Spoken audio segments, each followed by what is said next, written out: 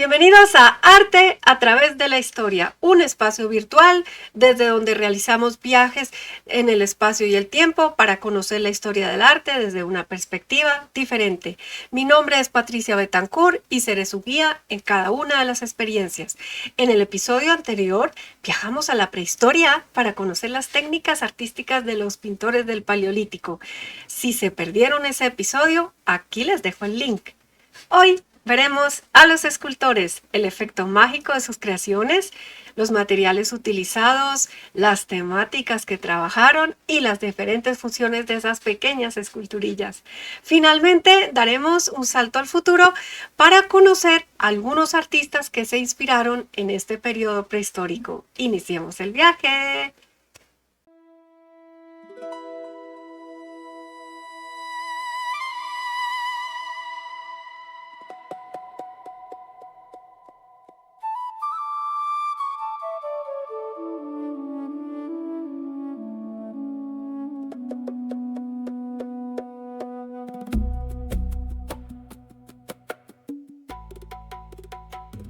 Arte en la prehistoria 3. Los escultores del Paleolítico. Los hombres del Paleolítico, por ser nómadas, debían transportar todos los objetos que poseían cada vez que tenían que buscar un nuevo lugar para vivir. Eran cazadores-recolectores e iban tras sus presas y los sitios con abundante vegetación para buscar su alimento. Las piezas que creaban debían ser muy pequeñas para no representar una carga y poderse llevar con facilidad. De ahí el nombre de la escultura paleolítica, arte mueble, porque debía ser de pequeñas dimensiones y transportables. En pocas palabras, las esculturas debían ser portátiles. La distribución geográfica de los objetos del arte transportable del Paleolítico superior abarca prácticamente toda Europa. Si nos fijamos en sus ubicaciones, podremos reconocer concentraciones y dispersiones que jalonan las supuestas redes de comunicación. Puntos claves de la geografía europea que fueron fundamentales para las migraciones y asentamientos de los grupos nómadas, como el lago Constanza. Este se encuentra en el corazón de Europa, justo al pie de los Alpes, funcionando como una frontera natural entre lo que hoy es Alemania, Suiza y Austria. El lago Constanza supuso un nudo de comunicación desde el que se podía partir hacia el Mediterráneo y acceder a la península itálica o al oeste francés por medio de los ríos. El río Rin nace precisamente cerca del lago Constanza, en los Alpes suizos, atraviesa el lago y fluye hacia el noreste, pasando por Alemania, Francia, hasta desembocar en el Mar del Norte en los Países Bajos. El Danubio nace un poco más al norte del Rin, en la Selva Negra, en Alemania. A diferencia del Rin, el Danubio fluye hacia el este, atravesando toda Europa central y del este hasta desembocar en el Mar Negro. El arte mueble, también conocido como arte mobiliario o arte miniatura, es en todo caso una expresión de arte que se vale de diferentes medios y se halla en distintos lugares, que expresa la creencia, por ejemplo, de que las herramientas recibían un poder superior si se les decoraba. Se suele aceptar que los objetos decorados forman parte de la cultura que los creó, con un sentido de funcionalidad propia para las sociedades a las que iban dirigidos. El arte mueble lleva consigo parte del saber y las creencias de la sociedad a la que pertenece. Las funcionalidades, usos y significados de la variedad de piezas dan lugar a interpretaciones muy diversificadas. Definimos la cultura como un sistema de información social que caracteriza y aglutina a miembros iguales. Así, la información en los colectivos cazadores-recolectores se adquiere a través del movimiento por el nomadismo. Esta información está codificada por medio de vestidos, tecnología, objetos de prestigio y se transmite por contactos personales. Veremos la evolución de las temáticas con la ayuda de la cronología como lo vimos en el primer episodio, pero esta vez enfocado solo en la escultura. En el periodo prefigurativo, del 35.000 a 30.000 a.C., ya aparecen las primeras manifestaciones decorativas en objetos utilitarios con trazos muy simples. Vemos unas pequeñas incisiones en este objeto de hueso de mamut. Vemos un colgante de mamut encontrado en Polonia en 2010 como una de las evidencias más antiguas de un adorno decorado. Todavía no se identifica ninguna figura. Está decorado con un patrón de al menos 50 perforaciones parciales, creando una curva de bucle irregular. Estos dibujos, señalan los científicos, podrían representar sistemas de conteo aritmético, simbolizar el ciclo mensual de la luna o el sol, o ser puramente estético. Junto al colgante decorado se encontraron algunos punzones, unos de hueso de caballo y de fragmento de otros animales. Tiene 2 agujeros para colgarse, posiblemente. Ya en el estilo 1, el auriñaciense, del 30.000 al 25.000 a.C., vemos los primeros grabados en objetos transportables de trazos poco diestros con representaciones zoomorfas reducidas al esbozo de sus trazos elementales. Muchas de estas pequeñas figurillas de marfil o de piedra están pulidas hasta tal punto que se puede suponer que eran traídas y llevadas. A menudo se encuentran en grupos y habitualmente están asociadas a habitáculos, ya sea que se trate de cabañas construidas como en el este de Europa o de refugios rocosos como se utilizaron en el oeste. Representaciones esquemáticas de los genitales femeninos grabados en la pared de roca y también en plaquetas de piedra. Grabados sobre roca de trazos poco diestros se ven 2 figuras femeninas entrecruzadas en esta pieza. En el estilo 2, el gravetiense, del 21.000 al 18.000 a.C., hicieron su aparición las llamadas Venus, estatuillas femeninas de voluminosos contornos, exentas y en relieve. Vemos a la Venus del Pendo, que con sus 7 centímetros de alto era fácil de transportarse, colgada al cuello como un dije.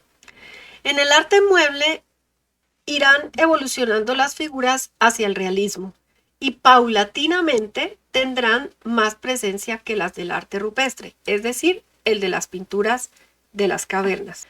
Como soportes fueron usados principalmente materias orgánicas, duras como asta de cérvido. Los cérvidos son una familia que incluye los ciervos, venados, alces, renos y otros animales similares. Vemos una varilla de cuerno decorada con unos conjuntos alineados de surcos a lo largo de todo el cuerno, dispuestos en paralelo y ligeramente ondulados. Cada uno de estos surcos lleva una serie de pequeñas incisiones estrechamente unidas. El marfil de mamut, que provenía de los colmillos y los dientes de los animales. Un ejemplo, esta esculturilla en forma de león. 2 arqueólogos alemanes lo descubrieron en 1939 en Alemania. Tenía un aspecto muy distinto al que vemos ahora, ya que estaba destruida en centenares de pedazos. Por la Segunda Guerra Mundial, el león quedó olvidado hasta 1969, que fue redescubierto y rearmado como un rompecabezas y se obtuvo como resultado una figura tallada en un colmillo de marfil de mamut mediante un cuchillo de sílex de 39,6 centímetros y cuya datación cronológica se situó en el auriñaciense. En 1997 los especialistas acometieron una nueva restauración, juntando más partes sueltas que se habían encontrado, sobre todo la cabeza, y así es como lo vemos hoy en día restaurado. En esta talla auriñaciense se ve la forma de un animal. Le faltan los miembros inferiores. Tiene su cabecita, se notan las orejas y tiene decoraciones en forma de rombos formando una red y puntos por toda la superficie. Los objetos que subsisten son de material durable, como esta cabeza de león tallada en marfil. Seguramente Le precedieron una serie de experimentos en madera, pero no han llegado hasta nuestros días. Si observan con atención, tiene el mismo patrón de rombos que la figura anterior. ¿Será la melena o alguna red? Entre los huesos decorados destaca el hallado en el pequeño covacho de torre, que no ofrece condiciones de habitabilidad, pero que fue utilizado como un puesto de caza en diversos periodos de la prehistoria. La parte que se conserva de este hueso decorado mide 18 centímetros de largo y tiene diferentes animales grabados. Esta pieza, encontrada en la cueva del Pendo entre 1932 y 1934, se trata de un fragmento de diáfisis, parte central de un hueso largo, grabada en la que puede observarse dos figuras completas. Por un lado, la cabeza y el cuello de un caballo grabado con gran detalle, representando la oreja y la crin, el ojo, la fosa nasal y la boca, además de una fina línea entrecruzada que rellena la silueta. La otra figura más completa representa un uro dibujado con gran precisión, perfectas proporciones y perspectiva. En este caso, el fino entrecruzamiento resalta el vientre y la zona dorsal. Hasta hace poco se pensaba que este caballo, el caballo de Lourdes, fue elaborado en marfil de mamut, pero recientes revisiones han revelado que en realidad se fabricó en hueso de ballena. Mide 7 centímetros de longitud y presenta en la panza sendas decoraciones a base de puntos delineados, formando la M característica de los caballos salvajes del periodo. Además, presenta numerosos detalles como la crin, el pelaje del pecho y demás rasgos anatómicos y musculatura que hacen de esta pieza una verdadera obra de arte. Tiene una antigüedad estimada de 14.000 años atrás, del magdaleniense. La piedra. Vemos un canto rodado de caliza. Un canto rodado es una roca redonda, pulida por la erosión constante del agua o el viento, y en una de las caras lleva representada la parte anterior de un caballo con su cabeza y cuello. Un guijarro es también una roca pulida por la erosión, pero más pequeña que el canto rodado, y aquí también vemos un caballo perfectamente definido. En la cueva de Parpalló, en Valencia, se hallaron centenares de pequeñas placas de piedra caliza en las que aparecen representados, pintados o grabados los animales que vivían en la zona. En esta plaqueta de arenisca se observa una cabra montesa y un ciervo. En el dibujo vemos más claro la cantidad de detalles que tienen estos animales. Encontramos un escultor paleolítico para poder ver en su taller cómo era que trabajaba con las herramientas. Las pequeñas esculturas del Paleolítico fueron elaboradas sin más instrumento que una sencilla hoja de sílex. Vemos una hoja de sílex del auriñaciense, otra del gravetiense y por último una del solutreogravetiense, lo que nos indica que fue una herramienta fundamental para la talla en muchos de los periodos. El sílex es un material duro y resistente y sirve para tallar rocas de variados materiales. El buril es una herramienta fabricada en piedra, mediante golpes van extrayendo las lascas. Se cree que se usaba para fabricar utensilios de hueso o asta y decorarlos con incisiones. También para tallar otro tipo de rocas más blandas. ¿Cuál era la función de estas pequeñas esculturas? Podían tener un uso práctico como el propulsor, el bastón de mando, los adornos o simbólico religioso como las llamadas Venus. La función utilitaria. Primero veremos los propulsores. El llamado propulsor del cervatillo, una auténtica joya del arte prehistórico, con 39 centímetros de largo, fue elaborado en asta de reno. La escultura representa una cierva pariendo un cervatillo en el que se han posado dos aves.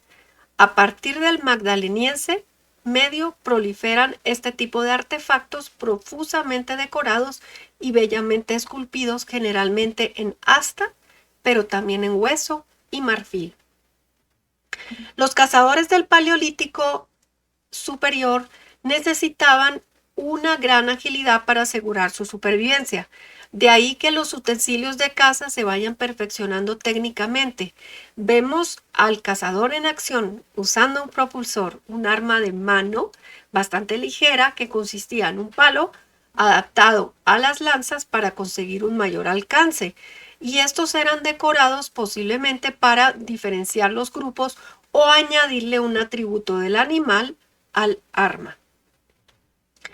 A este propulsor se le conoce como el caballo saltando, mide 28 centímetros, se fecha en el Magdaleniense y es de suma importancia para la datación de las pinturas de la cueva donde se encontró, ya que los detalles del grabado de su crin son idénticos a los caballos que se hayan pintados en los conjuntos rupestres de la cueva. No bastaba, por tanto, que la longitud, el peso o el grosor estuvieran debidamente calibrados. Tenían que decorarse con figuras de bulto redondo o grabados que, si bien no aportaban demasiada funcionalidad, tendrían sin duda una significación simbólica, social y cultural relevante en el seno del grupo. Poco a poco van adquiriendo una mayor importancia decorativa, como en este ejemplo, donde un arma que aseguraba la subsistencia se convierte en un soporte para una singular escultura animalística. Decoración de un propulsor con forma de bisonte, con un gesto insólito. Tiene la cabeza volteada, parece que el animal intenta lamerse su espalda con la lengua. Esta forma está condicionada por el asta del reno en el que fue tallado y la pieza mide tan solo 10 centímetros. Este es el único ejemplo conocido de propulsor que tiene un agujero como ojo que probablemente tuvo incrustada alguna pieza de hueso o de piedra, y la pieza que sobresale en la parte posterior también es muy poco frecuente en este tipo de creaciones. Una azagaya es un arma de asta primitiva y ligera que se lanza con la mano con ayuda de un propulsor, que suele tener la punta de asta de cérvido, un ástil de madera y quizá también unas plumas en la parte final para estabilizar el vuelo, como se hace con las flechas. La punta de la azagaya es generalmente el único resto que encuentran los arqueólogos en las excavaciones, pues el ástil de madera se pudre con el paso del tiempo. Estos objetos utilitarios empleados en la caza y en la pesca solían ser decorados con frecuencia, aunque tal decoración no añadiera nada a la eficacia del instrumento. El arpón fue un instrumento inventado por los humanos del final del Paleolítico, casi la transición hacia el Neolítico, para cazar y pescar enganchando y arrastrando la presa. La complejidad de su forma y el empleo pone de manifiesto el dominio del racionamiento complejo que caracteriza al Homo sapiens y con ello su mejor disposición para explotar su medio. Veremos cómo funciona en el próximo episodio, pues su uso se extendió más en el Epipaleolítico. Los bastones de mando. Ese es el nombre con el que se les dio a conocer cuando se descubrieron en el siglo XIX. Debido a la decoración del bastón, se supone que fueron símbolos de poder. En este caso tiene grabados peces y un caballo. El lugar donde se encontró esta pieza fue el que le dio el origen al nombre del periodo, la cueva de la Madeleine en Dordoña, Francia, que es donde se han hallado los mayores vestigios de este periodo. El significado simbólico ritual del bastón de mando como insignia de autoridad ha perdido fuerza. Se creía que su decoración artística de animales, signos fálicos, indicaba un uso simbólico, religioso o de estatus, posiblemente por parte de chamanes. De ahí el nombre de bastón de mando, era como más representar ese poder o ese estatus. Desde la segunda mitad del siglo XX se han propuesto diversas teorías sobre su uso, aunque estudios más recientes tienden a un consenso científico según el cual los bastones perforados se usaban como enderezadores de lanzas. El agujero permitía hacer palanca para enderezar puntas de flechas, arpones y astiles de madera, a menudo calentándolos previamente. También como una herramienta de trabajo, servían para tensar cuerdas, trabajar fibras vegetales e incluso reblandecer correas. Aunque muestran un alto nivel artístico en la decoración, lo que sugiere que su función trasciende a lo utilitario, como si se le adjudicaran atributos a la herramienta. También podría ser un propulsor más, o un símbolo de fertilidad con el mango largo como el símbolo fálico y el agujero como representación de la vagina. Algún tipo de elemento para sostener la vestimenta, un calendario utilizado por parteras, una herramienta para alisar y dar forma a las correas de cuero, un mango de rueca giratoria en el caso de los bastones de agujeros perpendiculares o una empuñadura de freno para la práctica de la caza con lazo y redes en el caso de los bastones con agujeros oblicuos. Probablemente el más famoso de los bastones perforados se haya encontrado en la cueva del Pendo, en Cantabria. Es una pieza de asta de reno tallada, provista de un tramo redondo en la parte más saliente. En este bastón vemos grabado como decoración una cabeza de cierva, una cabeza de caballo debajo del anterior y unos signos abstractos en forma de X. Dentro de los objetos utilitarios tenemos lamparillas. Esta es la lamparilla de arenisca que se usó para iluminar las zonas más profundas de las cuevas, con el tuétano como combustible. Vimos cómo lo usaban en el segundo episodio, donde hablamos sobre la pintura del Paleolítico. Una espátula en forma de pez, una pieza ósea de gran belleza, originalidad y exquisita factura, procedente del Pendo, que procede de las excavaciones realizadas entre 1932 y 1934. Nuevamente, este diseño de rombos mediante líneas entrecruzadas.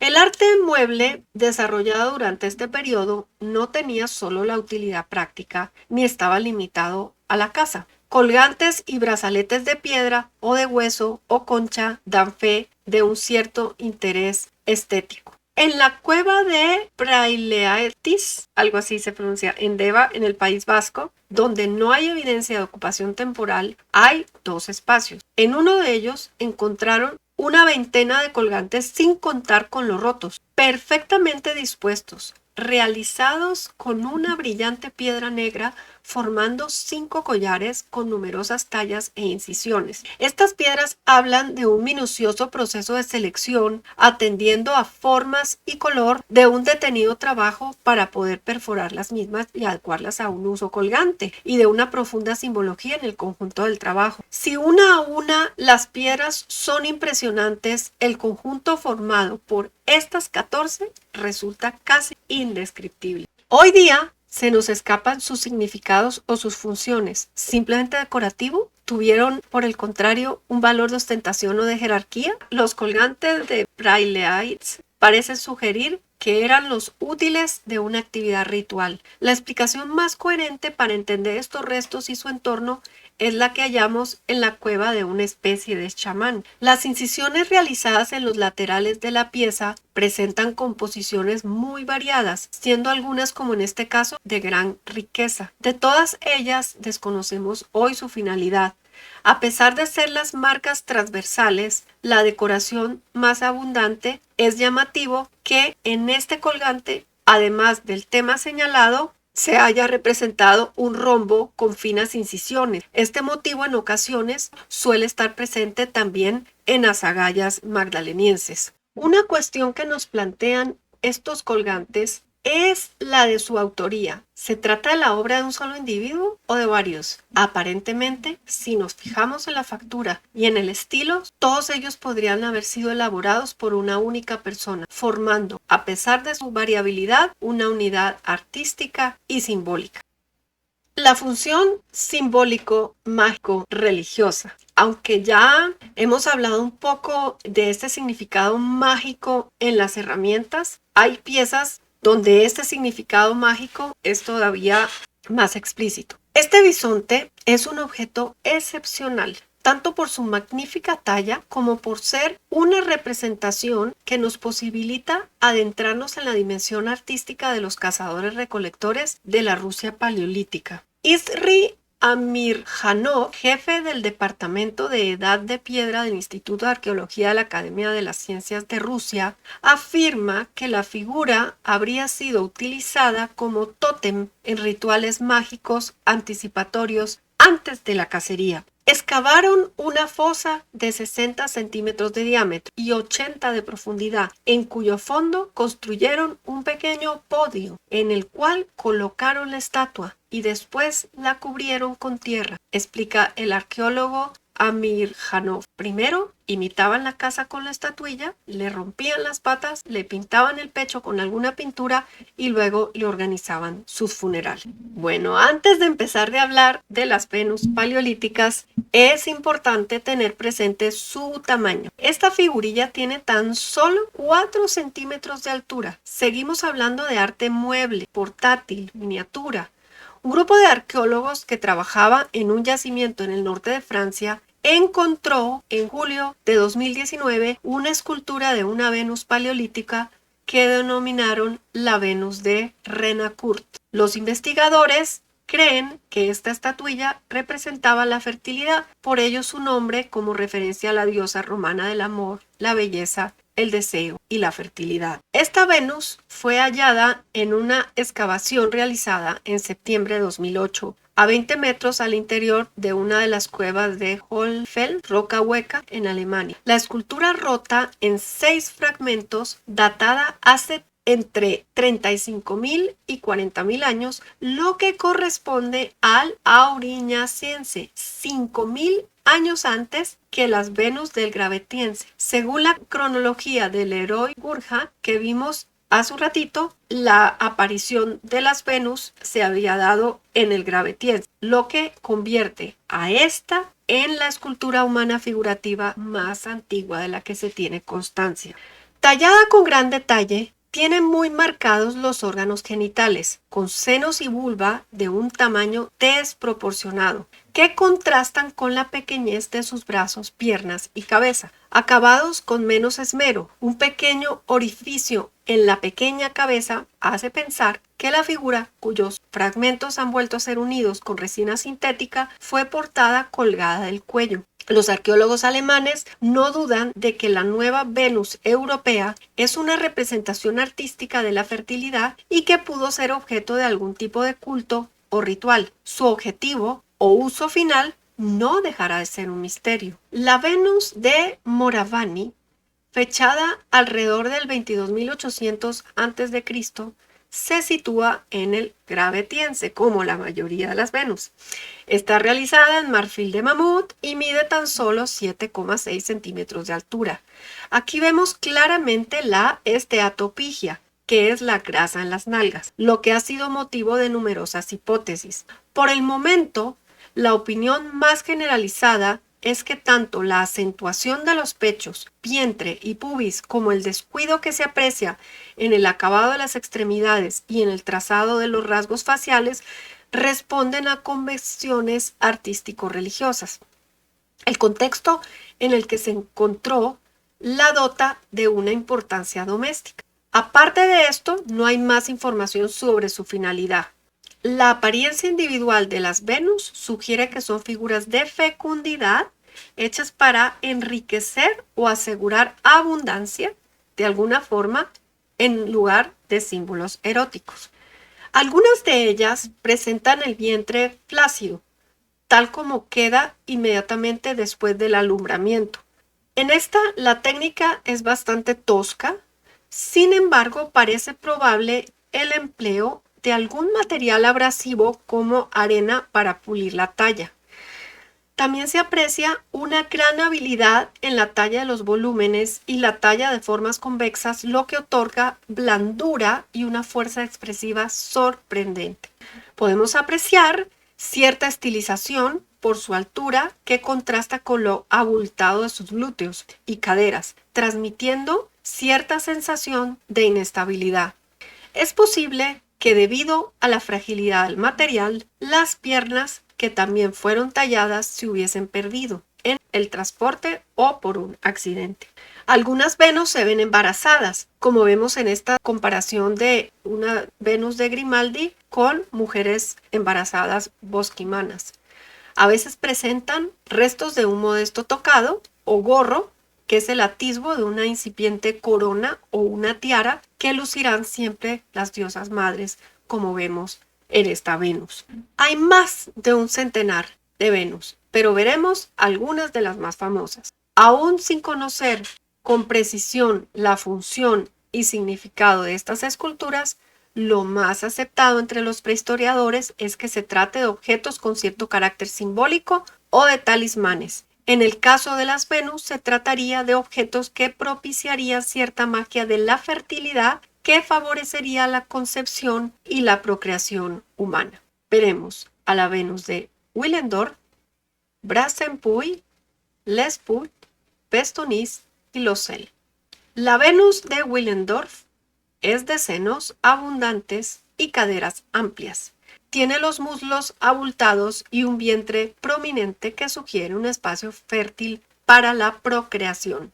En 1908 se encontró originalmente cerca del río Danubio en Willendorf, Austria, de donde heredó su nombre. Fue esculpida monolíticamente en un tipo de piedra llamada oolita, que no es local en la región donde se encontró y tiene restos de pintura ocre rojo. Los investigadores sitúan el origen de la roca en el norte de Italia, lo que comprueba la teoría del transporte de estas figuras a través de las rutas del Danubio.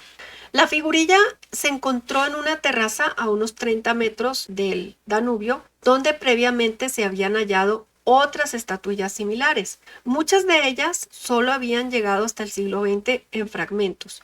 Esta Venus de Willendorf se le nombró así, pues haciendo alusión, como ya hemos dicho, a la diosa romana de la fertilidad y el amor, por la manera en que había sido representada. A pesar de tener más de 20.000 años de antigüedad, estaba en un maravilloso estado de conservación. Los brazos, muy frágiles y casi imperceptibles, se doblan sobre los senos y no tienen una cara visible, estando su cabeza cubierta de lo que pueden ser trenzas, un tipo de peinado, una capucha, una redecilla. La cabeza se encuentra inclinada hacia adelante, lo que no permite ver sus rasgos. El abdomen posee un notorio agujero que figura el ombligo y el abultado pubis se expande sobre los gruesos muslos. Aunque las piernas son anatómicamente muy acertadas, las rodillas están juntas y los pies, que no han sido representados o tal vez se han perdido, estarían separados, terminando la escultura a la altura de los tobillos. Vemos una imagen con una mano para tener la referencia del tamaño. La Venus de Brazenpuy, tallada hace unos 23.000 años. La llaman la Dama de Brazenpuy. Es una de las pocas representaciones de un rostro humano del Paleolítico y una de las más antiguas que se conocen, convertida en un ícono del arte prehistórico por lo exótico de su aspecto, sobre todo por el minucioso tratamiento del cabello. Esta figura tallada en marfil de mamut es, aún hoy en día, objeto de debate entre los investigadores de todo el mundo. Brazenpuy es una localidad del sur de Francia que a finales del siglo XIX se convirtió en uno de los principales focos de atención de la arqueología prehistórica europea. Las proporciones anatómicas del cráneo no son realistas. El rostro tiene forma de triángulo invertido muy equilibrado. La nariz y las cejas están perfectamente representadas, pero no tiene boca. Además, desgraciadamente, en el lado derecho de la cara tiene una pequeña grieta, posiblemente del material. En la cabeza, el pelo está representado por medio de trazos en redecilla, por lo que algunos piensan que se trata de una capucha de un tipo concreto de peinado o simplemente de la representación esquemática de la cabellera. La Venus de Lespuy, descubierta en 1922 en Lespuy, Francia, donde el último golpe del pico durante la excavación sacó a la luz una estatuilla rota en múltiples pedazos. Fue encontrada en un contexto arqueológico preciso, acompañado de instrumentos de industria lítica gravetiense, buriles, azagallas, adornos de hueso. Aquí ya la vemos reconstruida. Presenta los pechos caídos, el estómago prominente, las nalgas gruesas, todo ello desarrollado hasta la deformidad, pero vista estéticamente, el equilibrio de masas y la disposición simétrica de las formas logradas es notable. Tiene forma de rombo. Con la réplica podemos entender más fácil su forma. La cabeza es pequeña, ovalada, y el rostro no presenta rasgos distintivos. Líneas paralelas para indicar el cabello caen en 3/4 partes de la cara y en la parte posterior hasta el nivel de los omóplatos. El cuello es delgado, el pecho flaco, los enormes senos cuelgan hasta el abdomen, que es pequeño, redondeado y empujado hacia adelante. Los brazos, que descansan sobre los pechos, se encuentran separados del tronco en su tercio inferior, lo que demuestra la gran destreza técnica del escultor. La región de los glúteos destaca por su tamaño. Las nalgas se proyectan lateralmente y son aplanadas. Los muslos también presentan una gran proyección lateral. Las piernas son cortas y los pies apenas se indican. Lamentablemente, la fractura que sufrió afectó la zona púbica, lo que no nos permite saber si los genitales estaban figurados. Nótese la presencia debajo de las nalgas de una singular prenda con forma de taparrabos triangular que parece estar formada por tiras trenzadas, rematadas con un fleco. La Venus de Vestonis. Esta estatuilla podría ser una de las evidencias más antiguas de cerámica. Es arcilla cocida a baja temperatura, que es lo que se le llama terracota. Fue encontrada en el yacimiento de Dolní Vestonis en la República Checa. Tiene la cabeza sin detalle alguno, excepto 2 incisiones que podían representar los ojos. Los brazos apenas están esbozados. En cambio, los grandes senos, el ombligo y la línea inguinal han sido señalados con todo detalle. Aunque ha perdido los pies, parece que tuvo un extremo inferior puntiagudo. En Dolní Vestonis se ha logrado descubrir la vivienda de un artista. Esta quedaba aislada del campamento principal y se caracterizaba por presentar una forma constructiva diferente. En las cenizas del hogar central, en parte abovedado a modo de horno, se encontraron más de 2.200 pequeñas obras y fragmentos de barro cocido. A su vez, la existencia de fragmentos de flautas indica que también la propia cabaña era el lugar de celebración de ceremonias mágicas y donde el creador de los objetos de arte, un sabio mago o sacerdote chamán, tenía su morada. La Venus de los Cel, descubierta en 1911, es poco usual en el sentido de que está tallada en bajo relieve sobre un bloque de piedra independiente y no es parte de ninguna cueva. Tiene unas dimensiones de 54 por 36 centímetros, o sea, mucho más grande que las demás, y muestra una figura femenina frontal que sostiene en su mano derecha un objeto generalmente interpretado como un cuerno de bisonte. La mano izquierda está apoyada en el vientre, quizá indicando que está encinta, y lo que parece su pelo cae sobre el hombro izquierdo. Al igual que todas las Venus paleolíticas, la imagen muestra algunas partes exageradamente desarrolladas, mientras que otras están ausentes, como los pies y la cara, en este caso girada hacia el cuerno. La plaqueta de piedra tenía muchos restos de ocre rojo, como se pueden notar claramente en los senos. Rianne Eisler opina que lo que sostiene no es un cuerno de bisonte, sino una luna creciente, y las 13 marcas se corresponderían con los ciclos lunares anuales. También dice que es probable que la Venus de los Cel fuera la patrona de las mujeres jóvenes y de las mujeres en el parto. Para Alicia Filingeri, el mismo cuerno es un signo de plenitud, de riqueza de vida, del cual derivan probablemente el símbolo de la cornucopia, el cuerno de la abundancia, y los cuernos están relacionados con la Gran Madre como suprema divinidad de la fertilidad. Aquí vemos mejor el fragmento de piedra caliza sobre el que se talló la figura femenina. Con el tiempo, las estatuillas femeninas naturalistas quedan desplazadas por formas más esquemáticas. En el caso de Europa aparecen 2 variantes, una basada en las caderas y la otra en los pechos de la figura femenina básica. Estas 2 fueron halladas en Vestonis, en la República Checa, y están talladas en marfil de mamut. Hallazgos arqueológicos de instrumentos de viento y de percusión de hace unos 40.000 años son evidencia irrefutable de que la música debió formar parte de las actividades humanas desde al menos los albores del Paleolítico Superior. El artefacto fue encontrado en medio de una capa de tierra paleolítica cerca de restos de una chimenea neandertal y herramientas de piedra y hueso. Quien la encontró fue el arqueólogo Iván Turk en 1995.